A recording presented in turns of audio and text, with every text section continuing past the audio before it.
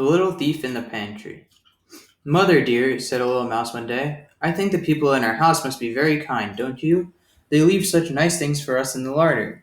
There was a twinkle in the mother's eyes as she replied, Well, my child, no doubt they are very well in their way, but I don't think they are quite as fond of us as you seem to think. Now remember, Grey Whiskers, I have absolutely forbidden you to put your nose above the ground unless I am with you.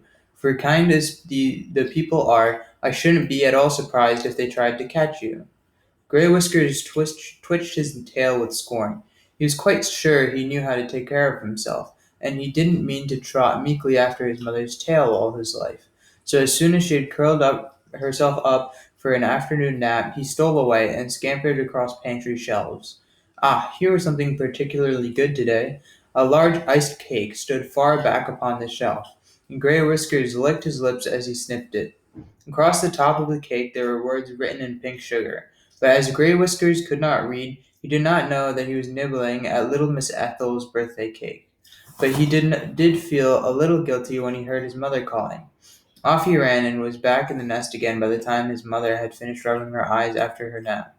She took Grey Whiskers up to the pantry then, and then when she saw the hole in the cake, she seemed a little annoyed. Some mouse has evidently been here before us, she said, but of course she never guessed that it was her own little son.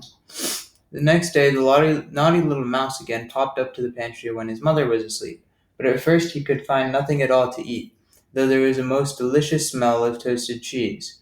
Presently he found a dear little wooden house, and there hung the cheese, just inside it. In ran Grey Whiskers, but oh, click went the little wooden house, and the mousie was caught fast in a trap. When the morning came, the cook who had set the trap lifted it from the shelf and called the pretty little girl to come and see the thief who had eaten her cake. "What are you going to do with him?" asked Ethel. "Well, why drown him, my dear, to be sure." The tears came into the little girl's pretty blue eyes.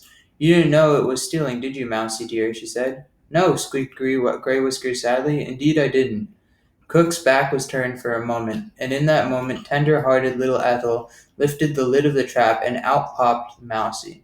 Oh, how quickly he ran home to his mother, and how she comforted him and petted him until he began to forget his fright, and then she made him promise never to disobey her again, and you may be sure he never did.